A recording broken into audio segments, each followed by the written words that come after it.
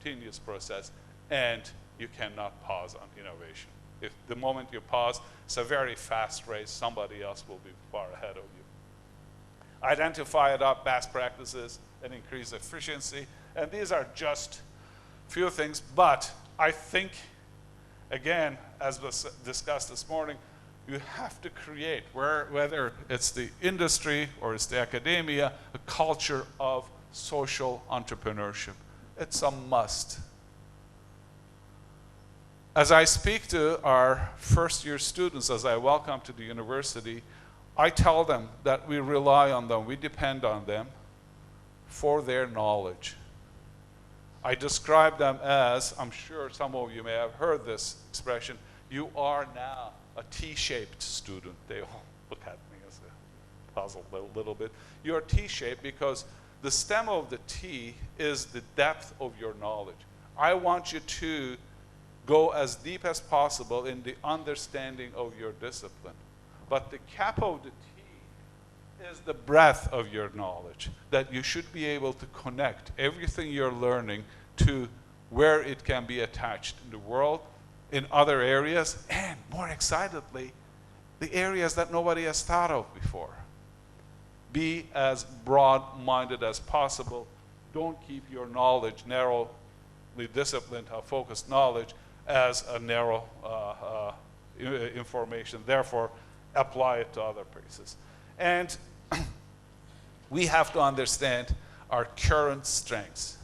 As young institutions that some of us are, it is good to aspire to be excellent in everything, but it's practically almost impossible to be excellent in everything. You have to establish a platform of excellence, identify where your current strengths are, build on them with the aspiration that one day everything else will be within that bandwidth. So let me quickly touch on why education is on top of that list I presented. For various reasons. Of course, there's right now the massification of higher education has been at a level that's never been seen before. We've been saying that an individual's economic future is directly related to the level of education this person has received.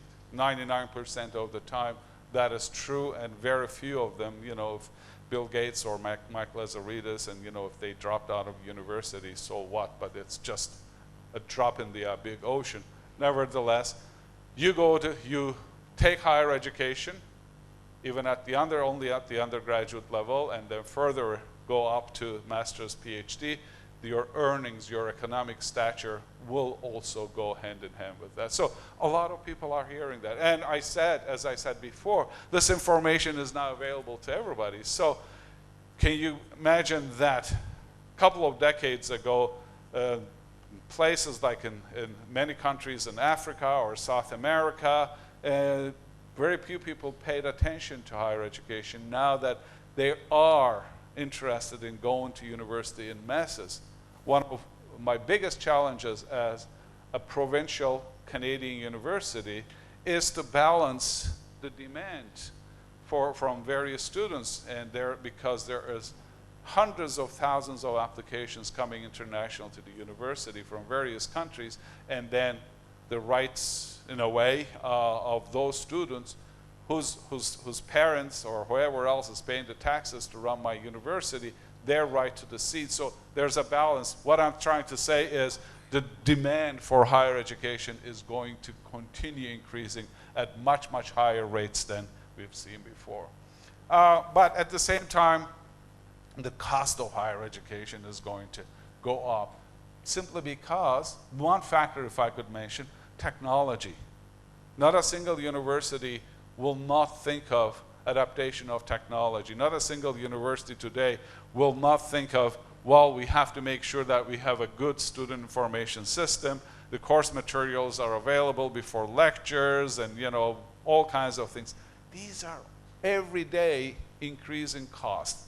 You pay more money for information security or security of our networks than, you know, to many other things. So nevertheless, this is going to increase, but also cost of hiring absolutely top-class professors will also increase. Therefore, tuition costs will increase. In my country, it's the tuition to the students. In other countries, it's the money university will get, either based on a per student capita or in any other form, but nevertheless, they will increase.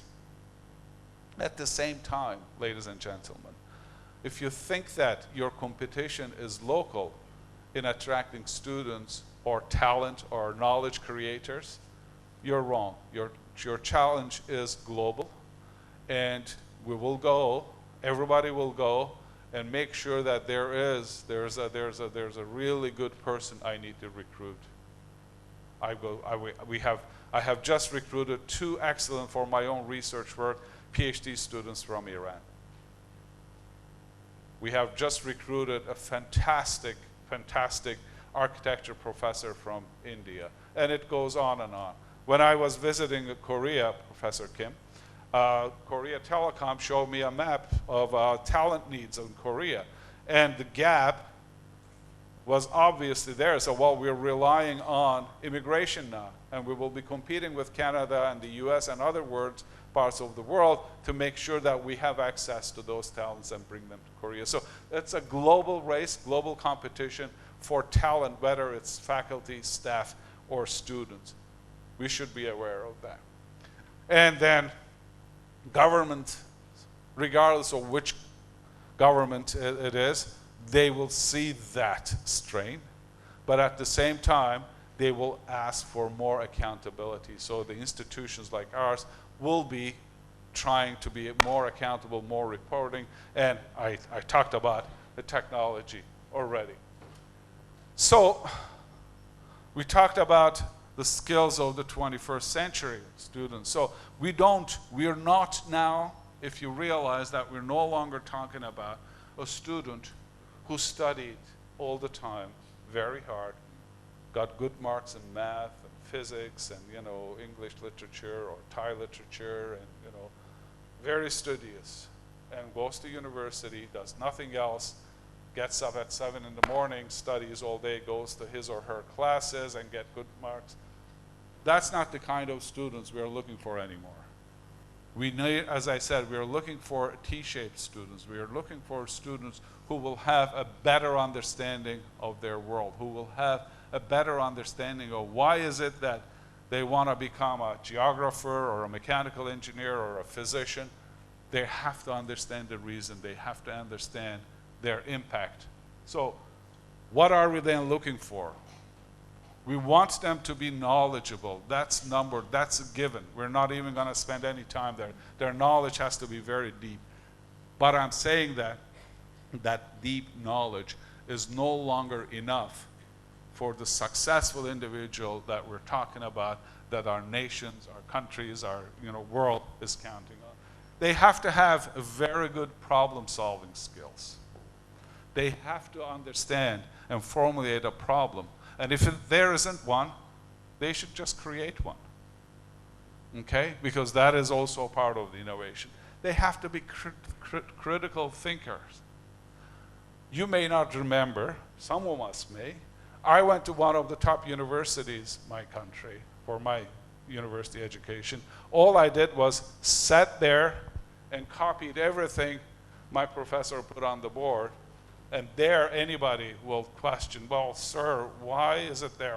Oh, you're questioning me. I'll show you. Critical thinkers will question everything. That's the kind of students we want, because those critical thinkers will make a difference. They will question some of the status quo knowledge. That's the only way we will move it forward. They have to be extremely good communicators. They need to be able to communicate both orally and in writing what the issues are. Ladies and gentlemen, we don't expect the graduates of this university to go and become successful technocrats or whatever. We have every right to expect them. Maybe they'll become the next prime minister. Maybe they'll become the next minister of something. They need to be able to successfully communicate what it is that's happening. Collaboration. I started my talk with the word complexity. Things are multidimensional, things are very complex.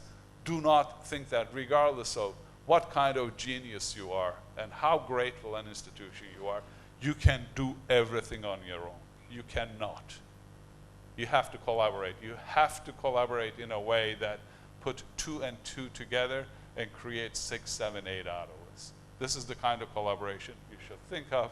And self-management will become more and more important, especially in the early years of our 21st century students, because again, if you're not able to do this, self-manage yourself, how can I expect you to manage my organization or even a country? So, I believe this is now redundant. The role of higher education is to make sure that excuse me, it has to now contribute to the common good. I'm checking my time. I think I'm good. And create prosperity and stability and sustainability in our communities. That is the role we play.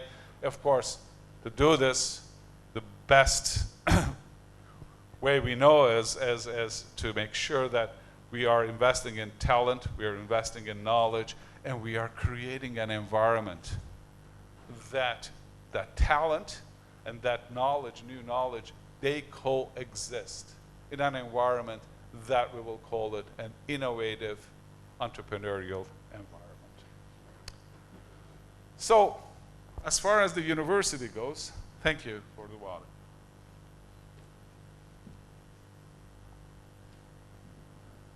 As I said, it is, the word focus was used again several times. We need to understand that we cannot enter into this environment like a kid in a candy shop and run after everything. We have to understand that what our key strengths are and make sure that we are leaders in those areas. It's very easy to find somebody else's lead and follow that lead, because that organization, that person is already leading the way. It's like the drag coefficient. You know, the birds are flying, there's the top one, and then the others are behind it, they're seeing less drag. You have to, as I said again, understand the risk, get out of the lead of somebody else. If you ever want to be the kind of innovative organization, stop following others, regardless of how comfortable it is. Establish your own leadership. This is one of the most critical roles of whether you're a science and technology university or university. Every university among thousands will have to have its own unique footprint. You have to have your own niche area. Then you can say that I will look very much alike, but I am different from that one, and that one because of this is what I do. Therefore, lead a few trends, establish your own leadership as opposed to following others. You can do that, but I'm not sure 50 years from now, your organization will still be in existence if you have not established that unique leadership. And then, of course, be recognized as a world leader in this specific area. Then, once you establish that, do not stay with the same local area. Make sure that you're able to attract global talent to your organization. I cannot put enough emphasis on this one. The cross-fertilization, bring in new energy, new breath of fresh air to our organizations. It is so critical. So therefore, if you are able to accomplish in these two areas, then you should be able to attract globally recognized talent. The difference they will make in your organization will be so visible.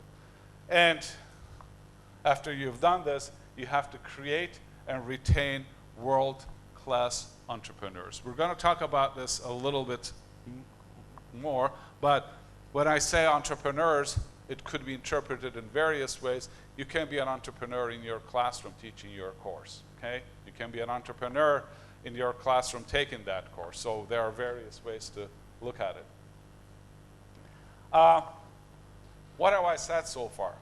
If you probably distill everything I said, you will see that the world now demands more than a conventional university. Conventional university is the initial condition. It's a must. But you can't say that it will do everything we're saying. It needs more than that. It has to fuel